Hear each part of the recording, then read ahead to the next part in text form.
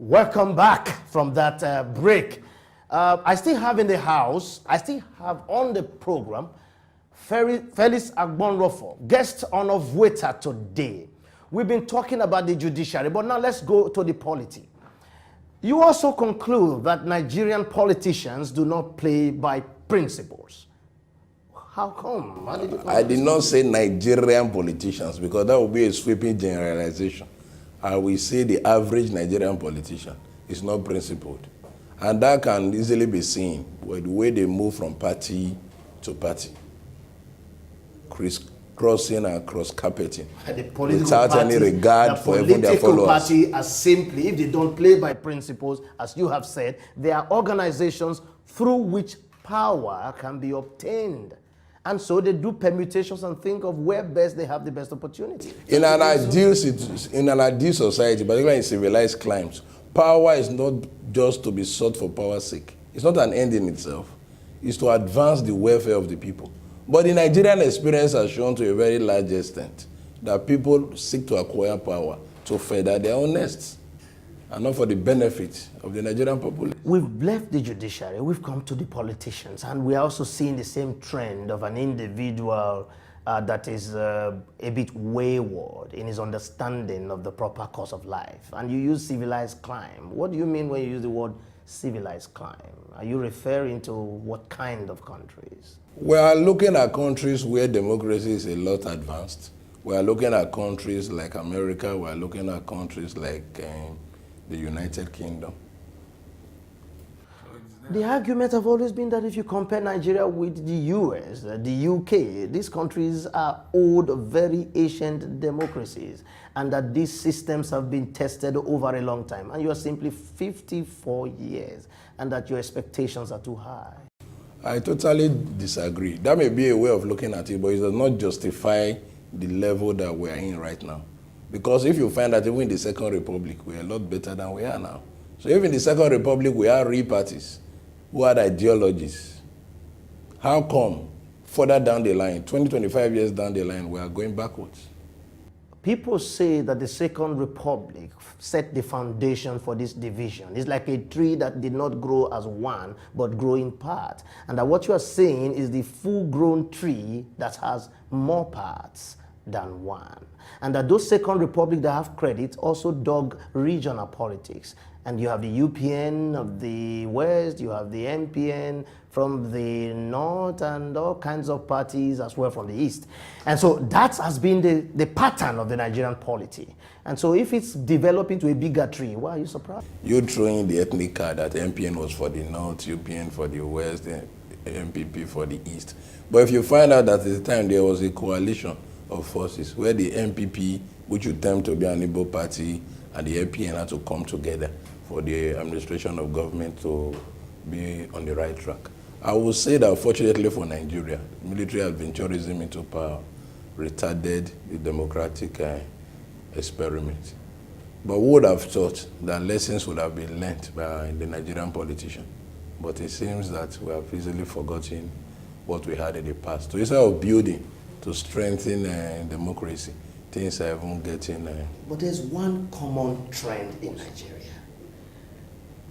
No Nigerian leader, except the dead ones. The living leaders have been venerated, have been insulted. Once you get into Aso Rock, you are a thief. Nigerians always call their leaders thieves. Why is this a common trend? I also disagree when you say Nigerians always call their leaders thieves. It's just that Nigerians have a standard and an expectation, which to them, to a large extent, has not been met. But if I may single out some individuals who have always been accredited. In the Second Republic, you have somebody like Lateef Jakonde, the Ajashins of this world, the Bolaiges. Even in our present democratic experiment, you still see a lot of praise going towards the governor of Lagos State, of the Fashola. People also praise the governor of Edo State. People also praise the former governor of Anambra State, Peter Obi. Even down to Akwa Ibom, the governor is seen to be a performing governor. So we also have shining lights. We must not always focus on the negatives. But that is what seems to be in the press. Every day, Nigerian media is about billions and billions that are stolen. And that, the media is replete with billions, as if billions have become thousands of pieces of papers. Yes, we know that bad news sells faster. But then, as a fourth estate of the realm, we expect there to be some responsibility, objective reporting, and some level of patriotism. So while we highlight those areas of deficiencies, the press is also advised to go into areas where we seem to be getting it right. If I may just mention, despite the crisscrossing and cross-carpeting of Nigerian politicians, we seem to an extent to be getting the electionary processes right. If we look at what obtained in Ekiti State and Osun State, even in Edo State, where elections were conducted and generally accepted to be free and fair. I'm aware that Osun State and Ekiti State, they are in court. But if you look at Ekiti State, they are not in court because they felt that the elections were rigged. They are only questioning the competence of the governor-elect. Before you leave, we'll take a short break and we'll be right back.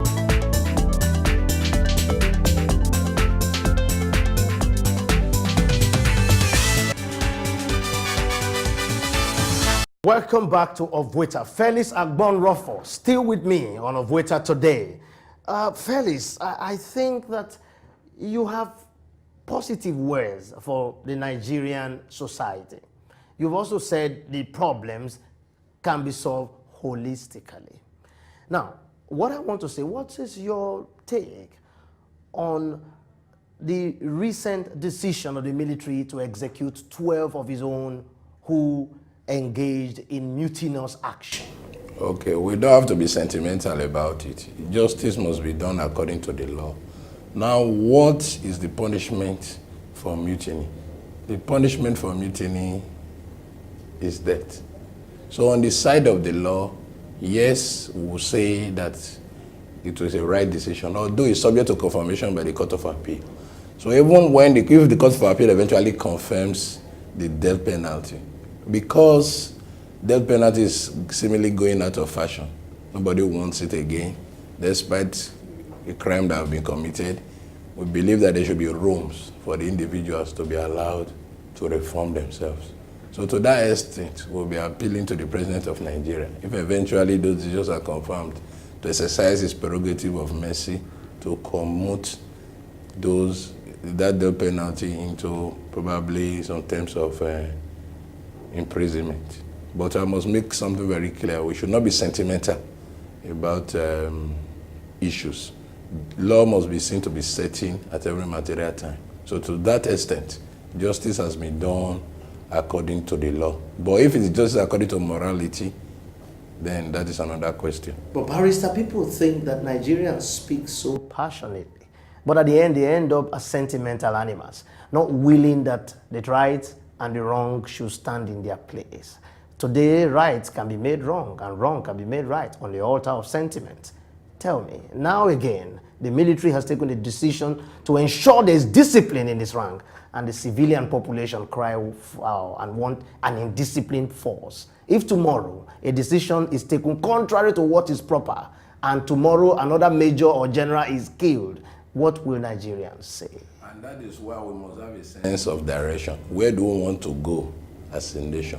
Do we want to be a people governed by law, or a people covered by sentiments and wide speculations? If we want a sane society, we must be ready to accept decisions according to laws that we have given to ourselves. After all, the military personnel, they signed a code when they entered into the military, and they know the consequences of whatever actions that they take. So we must not encourage the discipline in any manner. We must ensure that people are held up to their obligations for us to move forward. So do you see, therefore, that Nigeria can only move forward if we stay away from sentiment? We just can, as human beings, we tend to have emotions, but in the midst of that, we should see very clearly, put our eyes on the ball without politicizing, without ethnicizing, without religious sentiment, and do what is right. If at the end of the day we feel that those laws no longer suit our desires, we cannot call the legislature Barrister, what is your rating of Oshomole's performance in your state, Edo State? Well, if we look over the last 6 years, I will not really give him a pass mark. Because coming from a constituency where he represented or proposed to represent the masses, a lot more could have been done by Oshomole administration. If you go to Edo State, go to the capital, you will find out that very visibly, look at the roads, they're in very, very parlous situation. Jobs were never really created apart from road sweepers. I stand to be corrected, but to the best of my knowledge, nobody was really employed as a staff in the civil service, apart from the casual staff that were employed, which I very well know that Oshomole fought against casualization, but there's a entrenched casualization in the civil service. There are two words that I'm going to take from you. One, you say he's not done very well. There's still more to be done. There's always more to be done in life. And number two, you also mentioned that he's not employed any new people in the civil service. This is a man that is bedeviled by a huge wage bill, leaving nothing for capital development. And any same person is either to keep it that way instead of removing people. Will you not be falling to the same guilt of opposition criticizing every decision that... It's not opposition it's not just being critical as an opposition. The reality is that the civil service is also in need of regeneration. So as people are retiring, you ought to be employing. And we have to put this in context. We continue to talk of a huge wage bill. What of the taxation that has been increased in Edo State? How much money is Edo State generating? Because it's always easy to compare. People always say Oshomole has done far better than the Benedict administration. But in terms of generated revenue, are they comparable? So since Oshomole has put a heavier tax burden on the people of Edo State. No, but of course you can see the evidence on the street. You can see the evidence of the action he's taken. Everybody believes that he's doing very well. Not everybody, maybe Nigerian press, but I advise. The generality of the people. Oshomole's general rating in Edo is quite positive. Well, I don't know how you came about those polls. Just snap. I hope you are not a Lagos-based journalist. We look at snap check. We travel through Edo and we do what you call spot questioning, and the people's commentary has been that he's doing well compared to. I don't know the official. Compared to the former governor. I have not seen any official poll results that he's doing well. He himself attests that he didn't do very well. So that's where we continue to fall into a trap, where we say because a past administration has not done well, then the present one has done. No, I didn't say that. You have to judge people based on their own It is indeed true. We cannot use the failure of the past to excuse to justify the... Now, but we move forward. We'll talk about the president of Nigeria, Goodluck Jonathan. What's your rating of him? I believe, putting everything into context, he's doing his best. He's trying to transform his country and move the country forward. That is left for history to determine. You tell me. There's always room for improvement. That is an ocean. Is his best good enough for you? I don't know whether he has done his best so far, but I think that he's on the path. His best. It's on the path of transforming Nigeria. For now, but it can be better.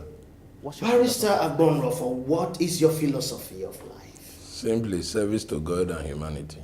Ladies and gentlemen, FeliX Agbonronfor from Edo State tells me today his philosophy of life is service to God and humanity. What a way to end an exciting discussion on OVUETA today. Till next week when I come your way again with another episode, I remain, of course, Theo Akatugba. But whatever you do to move Nigeria forward, keep doing it. Mama. Bye for now.